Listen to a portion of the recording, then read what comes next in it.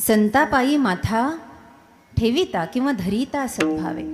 बरं का, संतांच्या चरणावर मस्तक ठेवलं, मस्तक हे पायावरी या वारकरी संतांच्या, किंवा संत चरण रज लागता सहज वासनेची बीज जळूनी जाय, मग राम नामे उपजे आवडी सुख घडोघडी वाढू लागे. अनुभव त्यांच्या जीवनातला आहे नामदेवरायांच्या. संत संगाय पण संत चरणावर आपण मस्तक ठेवावं. संतापायी माथा धरिता ठेविता सद्भावे. सद्भावानं मनामध्ये कुठला विकल्प नसावा, कुठल्या उपाध्या नसाव्या, विक्षिप्तता नसावी. या संकल्पनेतून भोळ्या भावानं शुद्ध भावानं त्यांना नमस्कार करावा. प्रथा अशी आहे भारतीय संस्कृतीची. नमस्कार करणारा, करवून घेणारा यांच्यामध्ये फरक काय आहे? तरुण वर्ग बसलेला इथला समोरचा तो गट माझ्याकडे लक्ष द्या. आपण ज्याच्या पाया पडतो त्याचा आदर्श आपण घेत असतो, म्हणून आपण त्याच्या पाया पडतो. ज्याच्या आपण पाया पडतो तो आपला स्वामी आणि आपण त्याचे दास. आणि मग संतांनी सांगावं आपण ऐकावं, संतांनी मार्ग दाखवावा, त्या मार्गावर आपलं अवलंबन असावं, कारण त्यांना ती अनुभूती आली, त्यांना देव भेटला. म्हणून संतापायी माथा ठेविता सद्भावे. नामदेवराय म्हणतात, मी सांगतो ना तुम्हाला काय होईल, तेने भेटे देवा आपे आप. आपोआप देव भेटतो. हरी प्राप्ती शिव पाय, काय धरावे संताचे ते पाय. संतांच्या चरणाशिवाय, आशीर्वादाशिवाय, संत कृपेशिवाय भगवत तत्वाची प्राप्ती नाही ना माई बाप. म्हणून तेने भेटे देवा आपे आप, म्हणून संता अखंड भजावे. ऐका, म्हणून त्या संतांना अखंड भजा बरं. त्यांच्या सेवेला कुठेही कमी पडू नका. सेवा केली तर मेवा मिळतो. म्हणून संता अखंड भजावे, तेने भेटे देवा आपे आप. एकदा सांगून समाधान नाही झालं, दुसऱ्यांदा पुन्हा सांगितलं, संतांशिवाय प्राप्तीच नाही आहे. नामदेवरायांना विचारलं काही लोकांनी, एवढं सगळं सांगता काय काय काय अनुभव काय? अहो मी पाहिलंय काय, साधू पाशी देव काम धंदा करी, पितांबर धरी वरी छाया. किती काम करतो, साधावया भक्ती काज, नाही लाज धरीत. एवढं काम करतो, भक्ता राखे पायापाशी. एवढं काम करतो, लाजत नाही. साधू पाशी देव कामधंदा करी, पितांबर धरी वरी छाया. आणि शेवटी नामदेवराय म्हणतात, हे तर जाऊ द्या, संत संगतीनं देव भेटतो. अहो पण देवच ही इच्छा करतो. नामा म्हणे देव इच्छी संत संग, आम्हा जीव लग जन्मोजन्मी. विठ्ठल विठ्ठल. काय बोलावं साधुत्वाबद्दल? आज 5वा दिवस आहे. साधू चरित्रच आपण आतापर्यंत ऐकत असाल. खरं तर आजचा अभंग माझा वेगळा होता, पण आल्यानंतर निलेशजींची भेट झाली आणि त्यांनी सांगितले की ऐन होळीच्या दिवशी बाबांनी देह ठेवला, ते ब्रह्मलीन झाले आजच्या दिवशी. आता खरं तर गुपित ओपन करू नये, उघडं करू नये. तुम्हाला काय वाटेल काय नाही मला माहिती नाही, माझ्या सोबतच्या काही लोकांना माहिती आहे. पण होळीच्या दिवशी बाबांनी शरीर ब्रह्मानंदाला विसर्जित केलं. आणि याच होळीच्या दिवशी आज 21 वर्ष पूर्ण झाले. समाज कार्यासाठी मी घर सोडलं होतं. आज 21वं वर्ष पूर्ण झालंय. पण ज्या वेळेला मला निलेशजींनी सांगितलं त्या दिवशी मला माझे दिवस आठवले की साधू होण्यासाठी किती मोठा परिश्रम करावा लागतो. घर सोडून पळून सुद्धा जावं लागतं. आज इथपर्यंत आलो. आजचा हा महान दिवस माझ्यासाठी आहे. म्हणून मी अभंग परिवर्तित केला की संतांशिवाय दुसरं काही बोलायचं नाही. कारण महाराजांचं प्रमाण आहे, वंदनीय तुकोबारायांचं, तुम्हाला या कलियुगात पुण्य कमवायचं असेल तर पुण्यवंत व्हावे, घेता नेघे माझी वाचा तुटी, महालाभ फुकासाठी. आपलं आनंदी जीवन बनवायचं असेल तर संत सज्जनांच्या नावाचा जय घोष करावा. म्हणून किती बोलावं साधूंवर. आपण सर्व समाज बसलेला आहे, फक्त ताट बसा, मन प्रसन्न ठेवा. साधू बद्दल ऐकायचंय हे भाग्याची गोष्ट आहे. आजचं कीर्तन ऐकलं, 4 दिवसाचे कीर्तन ऐकले, पुढचे काल्यापर्यंतचे ऐकले. कुणाचा गैरसमज असा होईल की कीर्तन ऐकलं ना आम्ही पुण्य कमवलं. काहीतरी पुण्य केलं म्हणून इथे बसलेला आहात. काहीतरी केलंय, कुठे ना कुठे काहीतरी पुण्य केलं, आज ते कामाला आलं. या 7 दिवसात ते कामाला आलं. हरिकथा श्रवणाला मिळते, कीर्तन ऐकायला मिळतात. कारण साधूचं चरित्र सोपं नाही. पृथ्वी का कागद काज करू लेखनी करू वनराई, सात समंदर की म्हसी करू पर साधू के गुण लिखू ना जाय. भारतीय संस्कृती साधूला मांडणारी आहे. खरं तर चमत्काराला नमस्कार करणारे लोक आहेत, परंतु जे आत्म अनुभूतीतून जगाच्या समोर अनुभव मांडतात ते संत श्रेष्ठ आहेत. काही काही अनुभव आहेत संतत्वाबद्दल सांगण्यासारखे अनुभव आहेत. गृहस्थ जीवनात सांगण्यासारखं काही नाही आहे का महिला मंडळ? गृहस्थ जीवनात सांगण्यासारखं काही आहे का? माना फिट नाही ना केल्या? काही सांगण्यासारखं आहे का? किती कीर्ती आपल्या परिवाराबद्दल कीर्ती सांगायची ठरली, किती सांगणार? काय माहिती आहे आपल्या परिवारांबद्दल? आपल्या बापाचं नाव माहिती आहे आपल्याला, माहिती आहे ना? नाही माहीत? मग हो म्हणा की आपल्या बापाचं नाव माहिती, आजोबाचं, पणजोबाचं, खापर पणजोबाचं, चापट पणजोबाचं, आणि मग काय कमवलं तुम्ही? आपली पिढी आपल्याला सांगता येत नाही, पण शेकडो वर्षापासून चालत असलेला माऊलींचा तुकोबाचा परमार्थ जगाच्या समोर उघड आहे. हा सोहळा आहे, हा आनंद आहे संतत्वाचा, आनंद. त्यांचे अनुभव सांगण्यासारखे आहेत, आपले अनुभव सांगण्यासारखे नाही. संसार संसार संसार संसार संसार करणं पाप नाही, संसाराला आपलं मानणं पाप आहे. त्यामध्ये कर्तव्यपरायणता करावी आणि ते सोडून द्यावं जागच्या जागी. 25 वर्षापर्यंत विद्याध्ययन करावं, 50-55 मध्ये तरी गळ्यामध्ये माळ आली पाहिजे. गळ्यात माळ आली की लोक म्हणतात ना डोळे उघडले, म्हणतात की नाही? पाळण्यात एकदा उघडतो का नाही आपण डोळे? पाळण्यात उघडतो ना. अशी काही काही बघतात माझ्याकडं, डोळ्यातून गेलाय का तोंडातून गेलाय तेच कळलं ना मला. हा अरे उत्तर तर द्या. काय आहे हे सांगा ना. परमार्थ प्रपंच या सगळ्या भानगडीमध्ये आपण अडकलोय.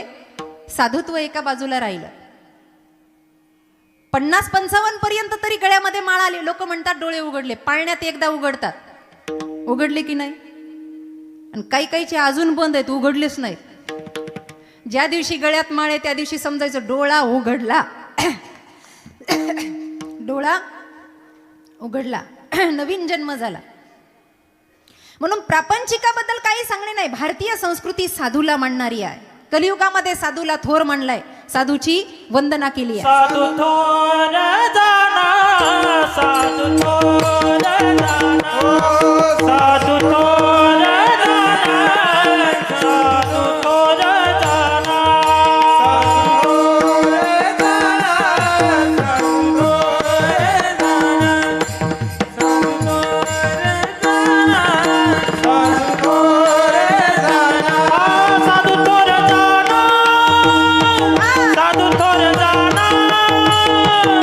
साधू थोर जाना, साधू थोर जाना,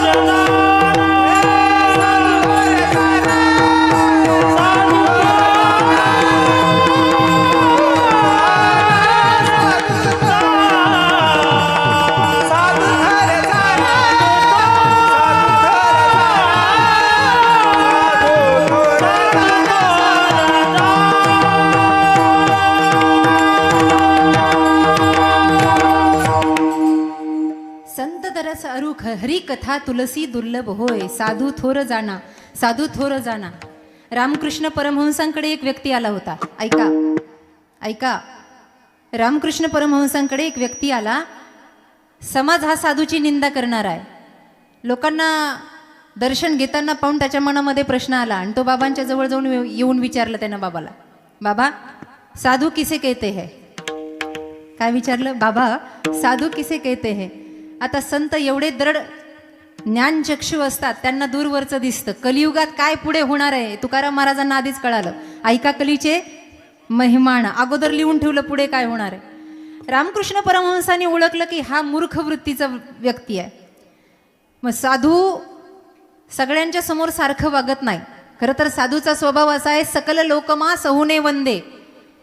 हा गुजराती संतांचा हे वाक्य आहे. गुजराती आहे का कुणी बसलेलं इथं? गुजराती नाही, वरती हात करा असेल तर. आहे का? सकल लोकमा सहुने वंदे म्हणजे विठ्ठल जळी स्थळी वरला, दुसरं काही नाही. ते म्हणले मला साधूची व्याख्या नाही माहिती, तुला माहित असेल तर तू माझा गुरु हो आणि मला सांग. त्यानं शब्द काय वापरले नीट ऐका. बाबा साधू में और कुत्ते में कुछ अंतर नहीं है. साधू में और कुत्ते में कुछ अंतर नहीं है. राग आला पण गप्प बसले. बोले कैसे? बोले साधू भी दर दर भटकता है और कुत्ता भी दर दर भटकता है. हा? साधू भी दर दर भटकता है. ओम भवती भिक्षाम देई, माई भिक्षा माडा. साधू दारादारामध्ये फिरतो, कुत्र दारादारामध्ये फिरतो. साधूमध्ये आणि कुत्र्यामध्ये फरक काय? रामकृष्ण परमहंसांना सहन झालं नाही, उठले आणि खाडकन त्याच्या तोंडात मारले. महिला मंडळ ऐका, आणि त्यांनी आता व्याख्या जी सांगितली त्याचं मर्म ओळखा. रामकृष्ण परमहंस म्हणतात, देखो बेटा तुम कहते हो साधु में और कुत्ते में कोई अंतर नहीं, तो सुनो साधु भी दर दर भटकता है और कुत्ता भी दर दर भटकता है. साधु को रोटी मिलती है, कुत्ते को भी रोटी मिलती है. कुत्ता मुंह में रोटी पकड़ के एक कोने में जाता है और वहां दूसरा कुत्ता आता है, तो जिसको रोटी मिली वो कुत्ता दूसरे कुत्ते को रोटी छोड़ के काट के खाता है. लेकिन हमारे साधु को अगर रोटी मिली और कुत्ता आया तो हमारा साधु बांट के खाता है. ये कुत्ते में और साधु में अंतर है बेटा, हमारा साधु बांट के खाता है. सगळ्या जगाला माय ज्ञानेश्वरीचा प्रसाद दिला, सगळ्या जगाला तुकाराम गाथाचा प्रसाद दिला. गुलाबबाबांनी हा पर्व काळ हे पंचक्रोशी पवित्र करून टाकले. आज एवढा समाज त्यांच्या नावावर एकत्र होतोय का? हा साधूचा प्रसाद आहे. म्हणून साधू बद्दल किती वर्णन करावं, किती वर्णन करावं. नामदेव रायांना हा अनुभव आला. कोण आहेत नामदेव राय? महावैष्णव, महावैष्णव. भक्ती पंथामध्ये श्रेष्ठोत्तर गती नामदेव रायांची आहे. विठ्ठल भक्तीचा अनुभव आहे. पण संत असून सुद्धा आज नामदेव रायांच्या चरणी आपण माथा ठेवतो. एवढे श्रेष्ठ संत आहेत, स्वतः थोडं बिघडलं की नीट करायचं. मोठं कुणाला म्हणतात माहितीये? ज्याला आपलं काय चुकलं हे पटकन कळतं त्याला मोठं म्हणावं. नाही तर काही काहींचं जीवन अख्खं चुक्यांमध्येच जातं, पण त्याला चुकी कळत नाही माझ्याकडून काय चुकलं. नामदेव रायांचं जीवन चरित्र, एवढी भक्ती, एवढी भक्ती, एवढं भजन, एवढं भजन. राका कुंभार कथा आपल्याला, प्रसंग आपल्याला माहिती असेल, अगदी संक्षिप्त मध्ये सांगून जाते. नामदेव रायांची मुलगी कपडे धुवायला गंगा तीरावर गेली आहे, अर्थात त्या नदीवर गेली, चंद्रभागेवर गेली, माफ करा. आणि तिथे ही कुंभाराची मुलगी आली आहे, वस्त्र धुतायत, एकमेकीच्या अंगावर शिंतोडे उडलेत. मला फक्त एक संकल्प मात्र संकेत द्यायचा आहे. शिंतोडे उडल्यानंतर नामदेव रायांच्या मुलीला वाटायचं की पांडुरंग माझ्या बापाच्या ताटात जेवला, पांडुरंग माझ्या वडिलाला बोलतोय, गप्पा मारतोय. म्हणून तिने सांगितलं, अगं कपडे नीट धू, अंगावर शिंतोडे उडतायत. कुणाची का तू? तिनं सांगितलं, मी कुंभाराची लेक आहे, मी कुंभाराची लेक आहे. तू कुणाची का? अगं सगळं गाव ज्याच्या पाया पडतं त्या नामदेवरायांची मी कन्या आहे. म्हणून राका कुंभाराच्या मुलीच्या तोंडातून सहज उद्गार निघाले, बापासारखी लेक सुद्धा अभिमानी आहे, बापासारखी लेक सुद्धा अभिमानी आहे. क्वचितच धावत गेली आणि आपल्या पित्याला हा निरोप दिला. एखाद्या लेकरानं माई बापासमोर जसं थुई थुई नाचावं तसं पाय आदळत नामदेवराय पांडुरंगाच्या मंदिरात गेले. कुठल्या ती कुंभाराची कार्टी? आणि माझ्या लेकीला म्हणाली बापासारखी, मी काय अभिमानी आहे का पांडुरंगा? मला काय अभिमान आहे का? सांगा ना तुम्ही माझ्या ताटात जेवले असता का? तुम्ही माझ्या घरी आला असतात का? काही वाईट घडलं की आपण आजूबाजूच्यांना विचारत असतो ना, सांगा ना रावसाहेब मी तसा आहे का? आपण काय म्हणत असतो? सांगा ना रावसाहेब मी तसा आहे का? आता रावसाहेबांनाच भाकरी खाल्लेल्या असतात, ते म्हणतात तुम्ही सोडून सगळं गाव फालतू आहे पण तुम्ही चांगले आहे. कारण रावसाहेबांना मीठ खाल्लेलं असतं. कदाचित रावसाहेब स्वार्थाचं बोलतील, पांडुरंग कसा बोलेल? तो सगळ्या जगाचा बाप आहे. पांडुरंग म्हणले, नाम्या जरा शांत हो, तुला माहित नाही राका कुंभाराचा त्याग, घरदार सोडून आलाय, अनुभव आला त्याला भक्तीचा, घरदार सोडून आलाय. नामदेवराय ऐकतच नाही, मला पाहायचंय, अभिमान झाला होता स्वभावामध्ये, पाहायचंय ना. काय पाहणार आहे? नामदेवराय म्हणे, एवढा शहाणपणा करते त्याची मुलगी आणि तिचा बाप लाकडं मोळ्या तोडून विकतोय, पोट भरतो. सोन्याचं जर नाणं दिसलं ना तर तोंडाला पाणी सुटेल. पांडुरंग म्हणले, जर असं असेल तर प्रयोग बघायला मी सुद्धा येतो. आणि म्हणून लाकडं तोडून मोळ्या बांधून हा परिवार, राका कुंभार, त्याची पत्नी आणि त्याची मुलगी, असे एक परिवार घराकडे येत होते, झोपडीकडे येत होते. ऐका माईबाप. आणि येत असताना एका वृक्षाच्या पाठीमागे नामदेवराय आणि पांडुरंग उभे आहेत. अगदी जवळ जवळ येणार तोच पटकन असं नाणं फेकलं. उन्हाच्या लख प्रकाशामध्ये नाणं चमकत होतं, चमकत. आणि चकाक ते नाणं पाहिलं. राका कुंभार सगळ्यात पुढे होते. पाऊल ठेवणार की ते नाणं दिसलं आणि दिसल्याबरोबर मोळी खाली ठेवली बाजूला, नाणं घेतलं आणि पाहिलं. अरे बापरे, परमार्थात आणि माझ्या या भक्तीमध्ये हे सोनं सगळ्यात मोठं पाप आहे. हे मध्ये आलं नाही पाहिजे. मी त्याग केलाय पण माझ्या परिवारानं त्याग केला की नाही माहिती नाही. म्हणून हे नाणं लपवण्यासाठी पटकन त्यांनी ते नाणं खाली ठेवलं आणि त्याच्यावर माती टाकण्याचा प्रयत्न करू लागले. तोवर हलक्या हलक्या नाजूक नाजूक पावलानं छोटस ती बालिका मुलगी जवळ आली आणि तिनं बाबाचा प्रताप पाहिला. पांडुरंग आणि नामदेवराय पाठीमागून बघत होते. त्यांनी बघितलं, राकाने माती लपवण्याचा झाकण्याचा प्रयत्न केला नाना. कदाचित थोड्या वेळानं हा नाना घेऊनही जाईल. पण प्रताप, पांडुरंग म्हणतात नामदेवराय, नाम्या बघ पुढे काय होईल. कन्या जवळ जवळ आली आणि बापाला तिनं त्या नाण्यावर माती टाकताना पाहिलं आणि तिचे उद्गार आहेत, अरे बाबा काय करतोस तू? हे काय करतोस बाबा? अरे मातीवरच माती टाकतोस होय? मातीवरच माती टाकतोस? आणि मग पांडुरंगाच्या समोर नामदेवरायांच्या डोळ्यामध्ये धाराला. याला म्हणतात भक्ती. एका संतांना दुसऱ्या संताला जागृत केलं आणि संतत्व जागृत झालं आणि ते संतत्व दिव्यत्वानं पांडुरंगाच्या ठिकाणी लीन झालं. महाराज लीन झालं. ही साधूची अवस्था आहे. आणि म्हणून हे साधू दिव्यत्वानं जगात प्रगट होतात. त्याच वेळेला आपल्या अनुभवानं नामदेवराव अभंगाच्या पहिल्या चरणात सांगतात,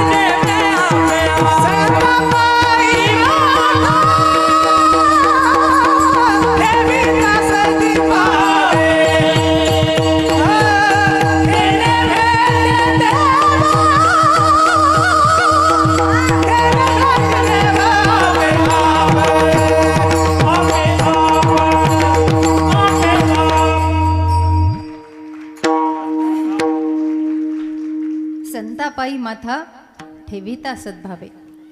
देवाच्या योग्य कसं बनवायचं. नामदेवरायांचं पुढचं चरित्र बघितलं तर गोरोबा काकांच्या परीक्षेत नामदेवराय उत्तीर्ण झाले नाही. त्यांनी सांगितलं हे कच्चं मडकं आहे.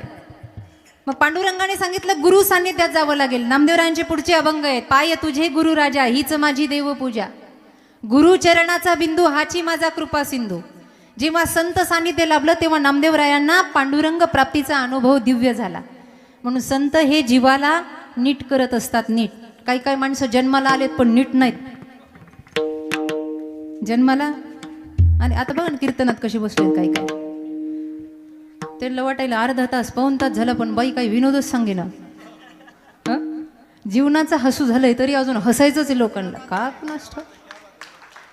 अरे हा संप्रदाय हसू थांबवण्यासाठीच आहे. जब से तेरा गुलाम हो गया, जब से तेरा गुलाम हो गया तब से मेरा भी नाम हो गया, वरना औकात क्या है मेरी सबसे बढ़िया और सबसे खरी. गुलाबाबाचे भक्त म्हणून घेण्यात हा बाबांच्या समोर आपला झुकलेला प्रणिपात आहे. तद्विधी प्रणिपात आहे न परिप्रश्नेन सेवा आहे. आपण सेवा केली आहे. साधू जीवाला नीट करतात. नीट माया मोहा ममत्वामध्ये त्रिविध तापामध्ये एवढा होरपळलाय जीव. त्या प्रपंचामध्ये काही सुधरत नाही. लोकाला काही सुधरत नाही. आताही काही काही तोंडाला असे हात लावून बसलेत बघत आहेत माणसाकडे नुसते. काही सुचना त्यांना. घरी तेच दारी तेच. किती कीर्तनकार उकळून पाजा तरी परिणाम नाही. परिणाम माझं माझं माझं माझं माझं माझं कधी सुटेल कुणास ठाव.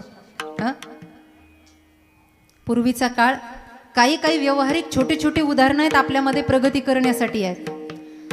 आता एसटी महामंडळाचं तिकीट काहींना फुकट आहे काहींना अर्ध आहे. पूर्वीचा काळ असा होता की एखाद्या गावाला क्वचित एखादी एसटी यायची. बरोबर की नाही हे बरोबर. तुम्ही बोलले म्हणजे मला वाटतं आहेत जिवंत. क्वचित एखादी एसटी असायची आणि मग ती एसटी यायची 12ला यायची 1ला यायची 2ला यायची. मग ते एसटी मध्ये चढाओढ करण्यासाठी एवढी धावपळ एवढी धावपळ एवढी धावपळ. हे त्याच्या अंगावर पडतंय त्याच्या अंगावर पडतंय. तेव्हा काही लोकांनी एक युक्ती काढली होती. बाहेरून एकानं चढायचं आणि खिडकीतून रुमाल टाकायचा. केलं का असं कोणी केलं होतं का. रुमाल टाकायचा कशावर त्या सीटावर आणि त्या सीटवर रुमाल टाकला की मग ते सीट कुणाचं आपलं की नाही. केलं होतं का असं कोणी कोणी. वरती हात करा बरं.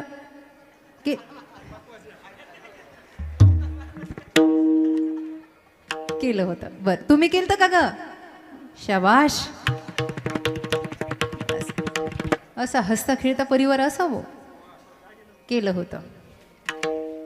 छोटे छोटे व्यवहारातले उदाहरणं आपल्याला शिकून जातात. एका गावात एसटी आली आणि वैशाखाच्या उन्हात ते तापलेलं होतं.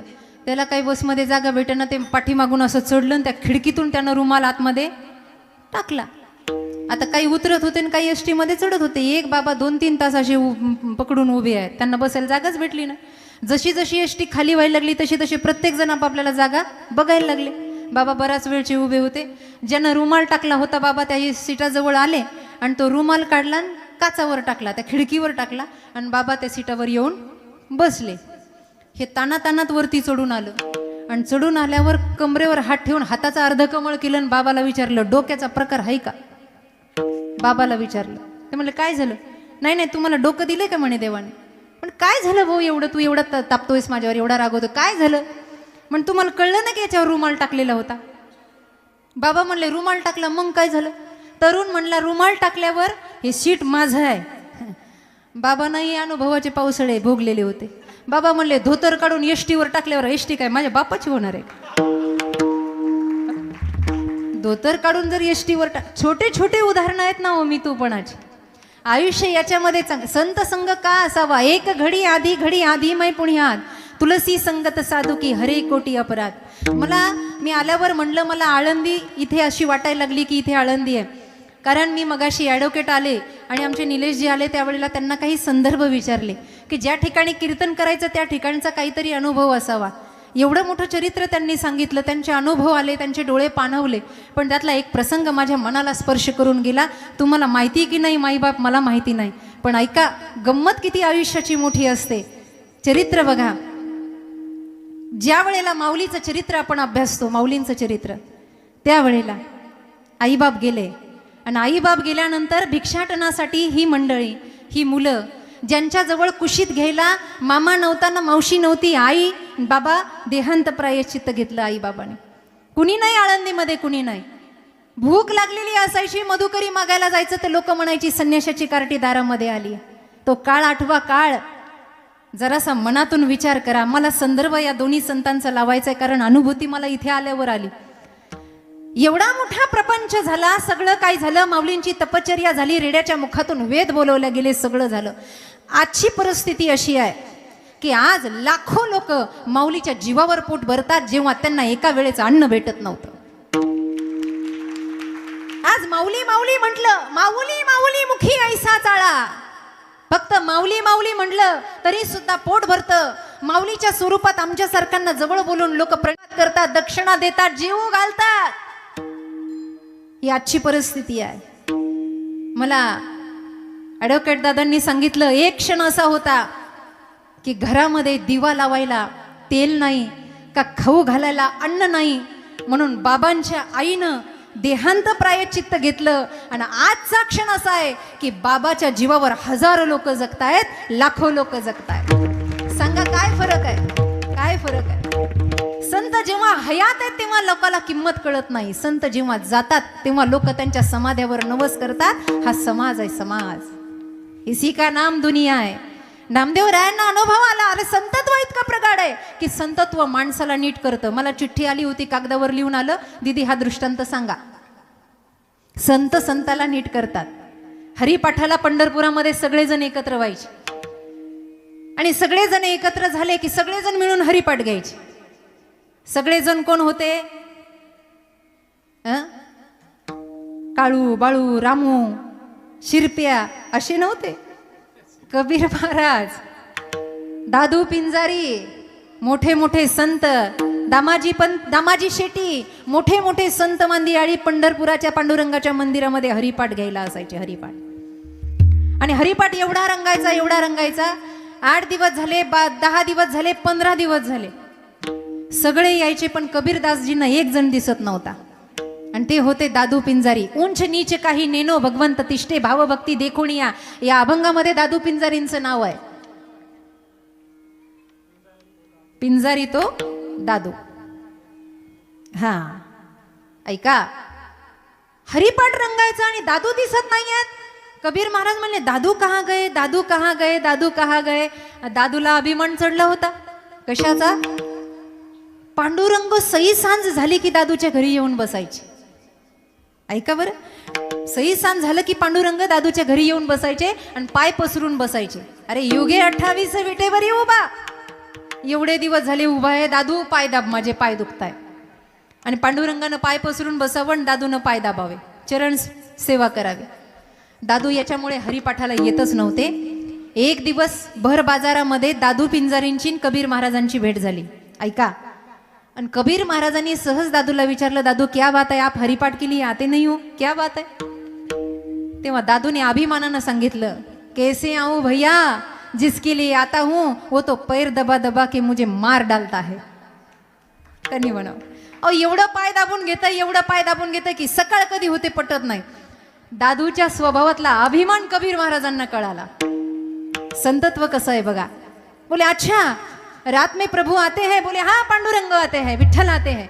मुझे दिखेंगे क्या? बोले आ जाओ, दिखेंगे, दिखाएंगे आपको. हा? एक दिवस गंमत झाली. कबीर महाराज निघाले दादू पिंजारीच्या त्या झोपड्याकडे. 2-3 झोपडे होती आणि एका झोपड्यात त्या बिछाण्यावर बसून पांडुरंग पाय लांबवायचे आणि दादू असे पाय दाबायचे. झालं असं, सई सांजाच्या वेळेला कबीर महाराज आले आणि अंगणात उभे राहिले. आता पूर्वीच्या खोल्या अशा होत्या की आतल्यांना बाहेरचं दिसायचं, पण बाहेरच्याला आतलं दिसत नव्हतं, अंधार कुठं असायचा. म्हणून आत बसलेले पाय चेपता चेपता पांडुरंगाचे दादूने कबीर महाराजांना पाहिलं आणि अंगणात कबीर महाराज इकडे तिकडे शोधतात, कुठे दादू आणि कुठे पांडुरंग. असं शोधता शोधता शोधता शोधता आतून आवाज आला, ओ कबीरा, ओ कबीरा, यहां वहां क्या देखे, दादू दबावत पाओ. कबीरा, यहां वहां क्या देखे, दादू दबावत पाओ. कबीर महाराज म्हणले नीट करायची वेळ आताच आली. कबीर महाराजाने अर्धा दोहा मध्येच खुंटला आणि आवाज दिला, अरे दादू भडवा क्या दबावे जिसे नहीं हाथ पाव. दादू भडवा क्या दबावे जिसे नहीं हात पाव. अरे कुणाचे हात पाय तू दाबायला लागलास? त्याला रंग नाही, रूप नाही. तुला हा अभिमान झाला, तो जागक करायला मी इथे आलोय. पुन्हा संतत्व 2 पटीनं जाग झालं आणि पांडुरंगाच्या भक्तीला लागलं. नामदेवराय म्हणतात, जीवाला वारंवार जाग करणं, नीट करणं, त्याला सुधरवणं हे संतांचं काम आहे. म्हणून या संताला भजावं, त्याच्या शरणांगतीमध्ये जावं. संतापायी माथा ठेविता धरिता सद्भावे. आता सद्भावानं ठेवायचा, मनामध्ये कपट नाही ठेवायचं. बाबांकडे आलं, नावच गुलाब आहे. आमचे स्वामीजी म्हणायचे, तू गुलाब होकर महक. गुलाब हे बगीच्यामध्ये तेवढंच सुगंध देतं आणि नाल्याच्या किनाऱ्यावरही तेवढंच सुगंध देतं. साधू दुःखामध्ये असला तरी आनंदी असतो आणि सुखामध्ये असला तरी आनंदी असतो. साधू एकांतात असला तरी आनंदी आहे आणि साधू लोकांतात असला तरी आनंदी आहे. साधू मुका असला तरी आनंदी आहे आणि साधू बोलका असला तरीही आनंदी आहे. साधू सुख देतो, कारण साधूचा वेळ कधी वाया जात नाही. चोखा महाराजांची सोयरा एका प्रमाणातून फार सुंदर वर्णन करते की जीवाचा वेळ हरिभजनाशिवाय कधी जाऊ नये. हरिभजना विन काळ घालवू नको रे. हरिभजना विन काळ घालवू नको रे. हरिभजना विन काळ घालवू नको रे. हरिभजना विन काळ घालवू नको रे. हरिभजना विन काळ घालवू नको रे. हरिभजना विन काळ घालवू नको रे. हरिभजना विन काळ घालवू नको रे. हरिभजना विन काळ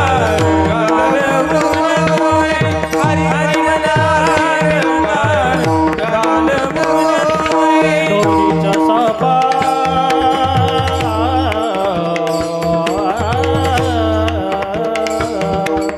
दोरीचा सापा भेवूनी भावा. दोरीचा सापा भेवूनी भावा. भेटी नाही जीवा शिवा. भेटी नाही जीवा शिवा. अंतरीचा जान दिवा मालवू नको रे. अंतरीचा जान दिवा मालवू नको रे. मालवू नको रे. मालवू नको रे. मालवू नको रे. हरिभजना विन काळ घालवू नको रे. हरिभजना विन काळ घालवू नको रे. घालवू नको रे. घालवू नको रे. घालवू नको रे.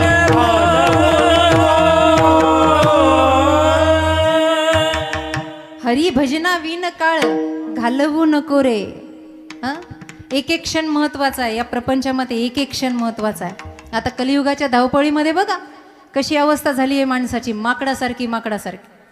माकडात आणि माणसात फरक राहिला का काही? हं, प्रपंच कसा झालाय, हे पाहिजे ते पाहिजे ते पाहिजे. ते गारुड्याच्या खेळाचं उदाहरण देतात बघा. तुम्ही ते गारुडी बघितलं का? तो खेळ खेळणारा गारुडी झोपले का काय? गारुडी माहिती आहे ना? ते गुडगुड गुडगुड गुडगुड डुगडुग वाजवतो. काय असतं त्याच्या हातात? तुमच्याकडे काय म्हणतात त्याला? डमरू. हा, काय गाडगुडी म्हणतात वो. हां बरं, खुडमुडो. यांचं खुडमुड. मग ते खरंच म्हणतात. काही सांगत जाऊ नको. तो आता त्याला दादा म्हणावं का महाराज म्हणावं असं झालंय. कारण ते एवढं एवढं होतं तेव्हापासून ते आमच्या जवळ आहे. आमचे मुरली दादा गावडे, आमचा आदित्य आणि आमचा ओंकार ही अशी असणारी आमची लेकरं आहेत. उलट अभिमानानं छाती फुकते की आज हे आकाश ठेंगणं करतंय. एवढा मोठा महाराजाचा महाराष्ट्राचा बुलंद आवाज आहे आणि गुरुची कृपा त्याच्यावर झाली. ते गाडगुडी येतो, तो गारुडी येतो न पैसा जमा करायचं नाटक करतो. काही लोकांनी तो खेळ पाहिलेला असेल. मग ते गावामध्ये येतं, त्याच्याकडे एक माकड असतं. असतं की नसतं माकड? माकड असतं ना गारुड्याकडे, असतं ना? हां, एक माकडीन पण असते. आणि मग ते माकडाचं नाव ते रामू ठेवतं. रामू. रामूच बरं आहे का दुसरं घ्यायचं काय? रामू रामू बरं आहे ना? नवऱ्याचं नाव नाही ना? रामू. आणि मग ते त्याला दोरीला बांधलेलं असतं आणि त्याच्यावर पैसे कमवतं. ते असं घेऊन येतं समोर आणि म्हणतात, चला चला चला चला माकडाचा खेळ पाहायला चला. चला हो चला. जमतंय का? कीर्तन संपल्यावर एखादा खेळ खेळायला. चला चला म्हणतोय, सगळं त्याच्या आवाजानं गाव जमा होतं, एकत्र होतोय सगळं. खेळ बघायला, गारुड्याचा खेळ, गारुड्याचा खेळ. ते माकड असं मोकळं सोडतं, ते माकड लागतं उड्या मारायला. आता काही काहीला वाटतं माकडच उड्या मारतं, काही काही संसारात मारतात ना उड्या.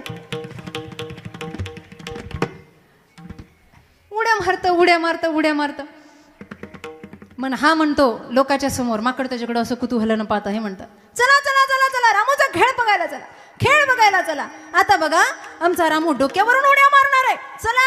आणि ते उड्या मारतं आणि मग हे म्हणतो, काढा 5-5 रुपये. आणलेत का संघ? काढा 5-5 रुपये. इकडून तिकडं उड्या मारतं, तिकडून इकडं उड्या मारतं. असं करता करता करता करता मग ते गारुडी पुन्हा म्हणतो, अहो आमचा रामू आता उड्या मारून मारून दमला, आता रामूला भाकरी घालायला कुणीतरी नवरी आणली पाहिजे. आणि मग हळूहळू एक माकडीन मेकअप करून पुढे येते.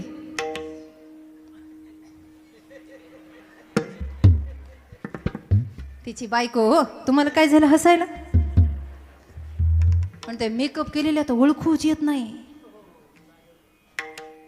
देव आणि ब्युटी पार्लरवाला या दोघांना धन्यवाद दिलं पाहिजे.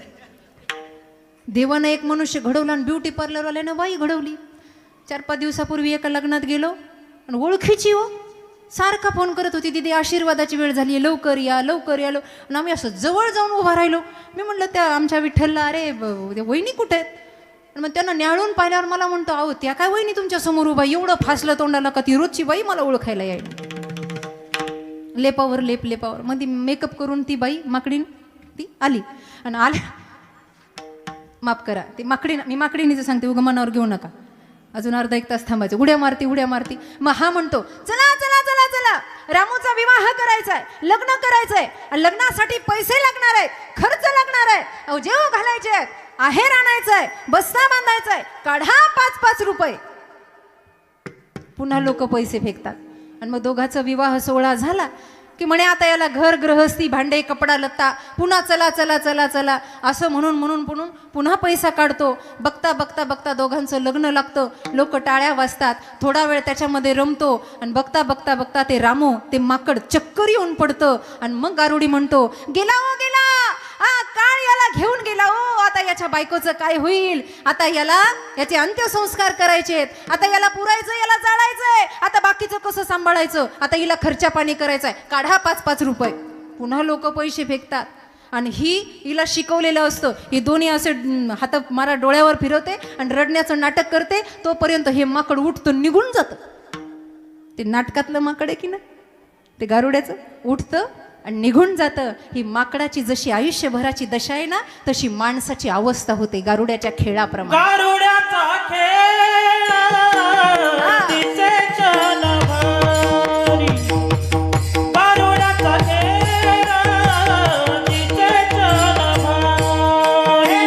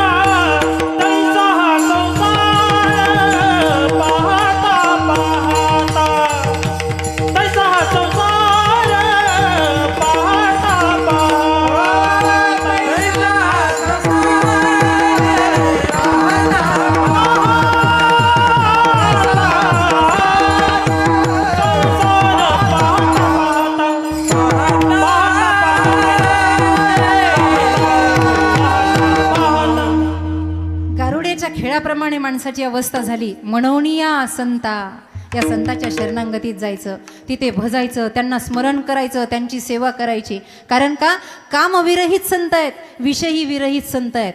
त्यांना प्रेमानं नमस्कार करायचा. संतांच्या ठिकाणी विषय नाही आहे, महाराजांचं सरळ प्रमाण आहे. विषय येतो त्यांचा झाला नारायण. संसारामध्ये प्रपंचामध्ये जेवढं आपल्याला आवड आहे, एवढी आवड संत ठिकाणी नाही. त्यांना किळस येते. विटले हे चित्त प्रपंचा वमन ते मनी बैसलेसे. आता दृष्टांत जुन्या कीर्तनकाराचा आहे, सगळ्यांना माहिती आहे. थोडासा स्पर्श करून जाते. जावई सासरवाडीला आला आणि पहिल्यांदाच आला. गावामध्ये गाई म्हशी भरपूर आहेत, तिच्याही घरामध्ये भरपूर आहेत. ती म्हणली पहिल्यांदा आला ना, आपण बासुंदी करू. बासुंदी करायची ना, बासुंदी. चुल्यावरतीनं ते बहुगण ठेवलं. आपल्याकडं भगुनं केलंय त्याचं खरं नाव आहे बहुगण. असं बहुगण ठेवलं आणि बासुंदी आटवायला लागली. आता चुलीला जशी जशी जाळ लावते तसा जसा धूर निघायला लागला, तसं डोळ्यातून नाकातून पाणी यायला लागलं. आता जेवायचं म्हणून जावई अंगणामध्ये शतपावली करायला लागला. आणि जावयाचं सारखं लक्ष की मामीच्या नाकाला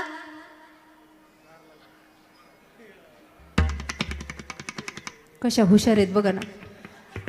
आणि ते धूर नाकात गेला आणि हिला जशी शिंक आणि जावयाचं लक्ष जाणं आणि नाही ते बासुंदीत पडणं. एकच झालं, एकच. येणं संकल्प केला, ₹1,00,000 दिलं तरी बासुंदी खायची. एवढे पदार्थ केले आणि त्यांना दोघांची नजर एकमेकाची झाली. ताटं वाढले, पानं वाढले, सासरे सगळे पाहुणे आले, जावई बापू पहिल्यांदाच आले, सगळे बसले, पुंडलिकावर ते झालं.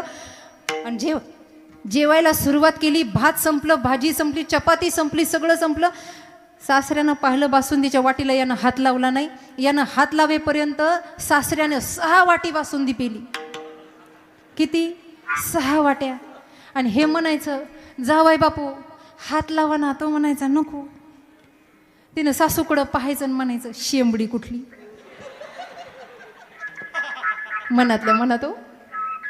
म्हणायचं मामी सांगू का. ती म्हणायची झाकली मूठ ₹1,00,000.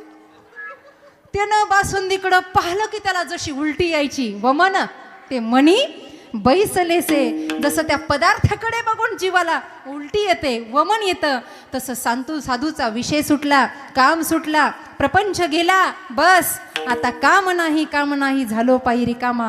म्हणून अशा साधूच्या चरणावर आपला माथा झुकला पाहिजे, ठेवला पाहिजे, सद्भावानं ठेवला पाहिजे. कारण का, तेने भेटे देव आपे आप. आणि म्हणून नामदेवराय अभंगाच्या दुसऱ्या चरणात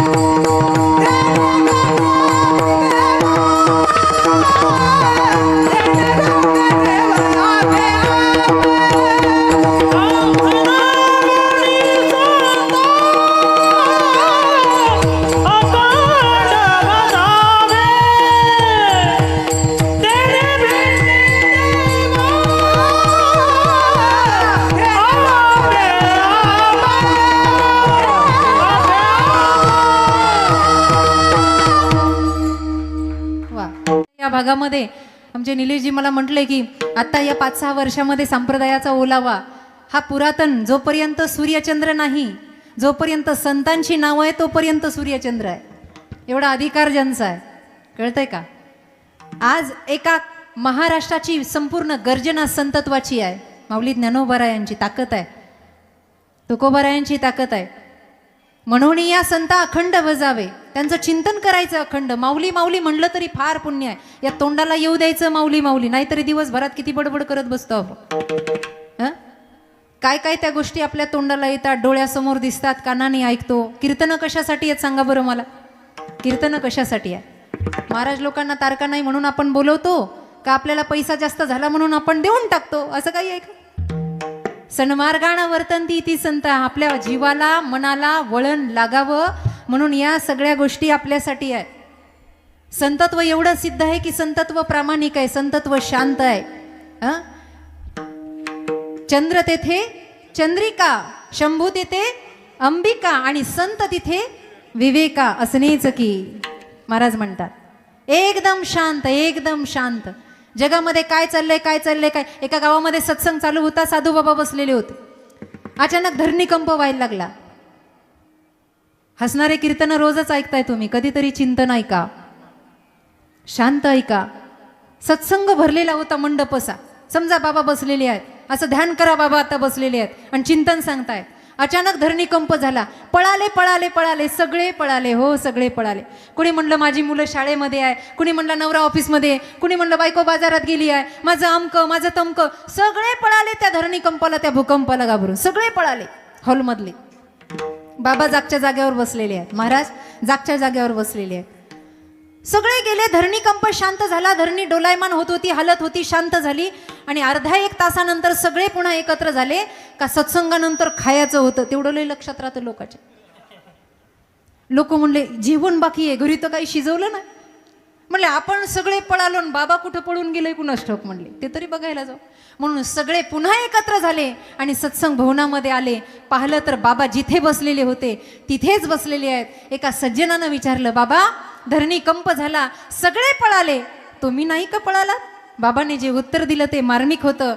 बाबा म्हणले तुम्हीही पळालात आणि मीही पळालो. फरक एवढा आहे, तुम्ही शरीरानं पळालात आणि मी भगवंताजवळ मनाने पळालो. देवा या जगाला वाचव. देवा सर्वे भवन्तु सुखिनः म्हणूनी या संता अखंड बजावे. जगाच्या कल्याणा संतांची विभूती. संत शांत आहे. किती वर्णन करावं, किती. संसारात कुणी एवढं शांत होत नाही. नवीन लग्न झालेल्या मुलीला घरी आली, ती पहिल्यांदा येते जातीला आणि तिला लागल्या सगळ्या जणी विचारायला. पहिल्यांदा येते जातीला आल्यावर सगळे विचारतात ना, सासर कसं बाई, सासर कसं. विचारता की नाही तुम्ही? सासर कसं विचारता ना. तशा सगळ्या जणी बसल्या आणि तिला लागल्या विचारायला, अगं सासर कसं, सासर कसं, सासर कसं. सासू विचारल्यावर ती म्हणली, सासू अगं आई माझी सासू अशी आहे. सासू आई तुझ्यात आणि तिच्यात काहीच फरक नाही.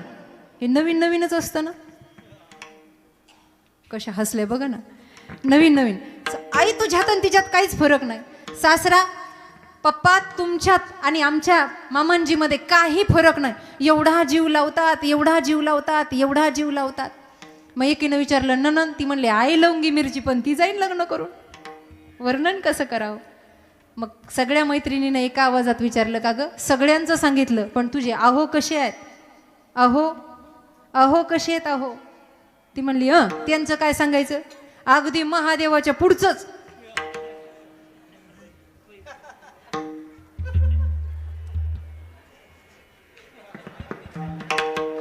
आणि एवढे मंद आहेत का तुम्ही?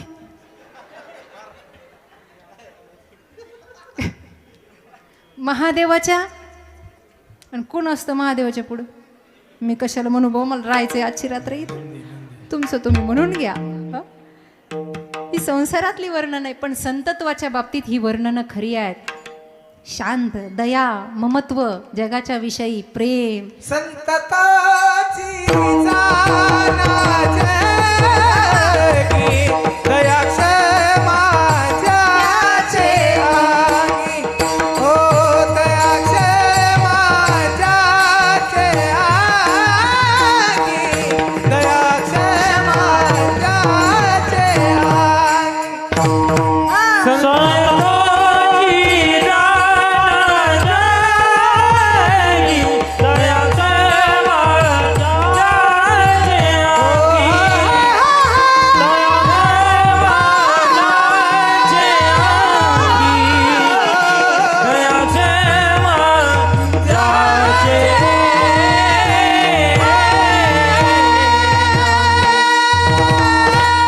संत तोची जाना जगी दया क्षमा ज्याचे अंगी. असे विशाल हृदयाचे संत असतात. गुलाब बाबाप्रमाणे संत हे विशाल हृदयाचे जनसामान्याला अपराधासहित स्वीकारणारे आहेत. म्हणून या संता अखंड बजावे. कारण का आपला एकदा संताने हात पकडला की देवापर्यंत नेल्याशिवाय गत्यंतर नाही. म्हणून तेने भेटे देव आपे आप. आणि ते संत ज्याचं अखंड भजन करतात संप्रदायाच्या नियमाप्रमाणे त्याचं भजन करू. विठोबार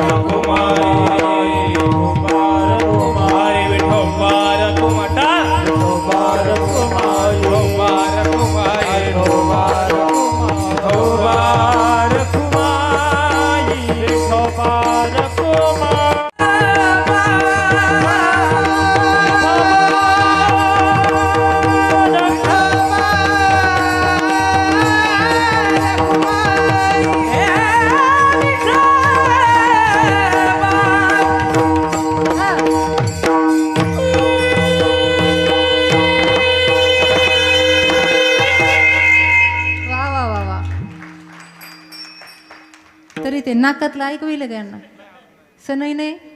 बर ठीक आहे. वरती हात करा एकदा. बाबांचं आवडतं भजन करायचं आहे आपल्याला. संत गाडगे महाराज, संत तुकड्यादास महाराज आणि बाबांची मोठी परंपरा. भारत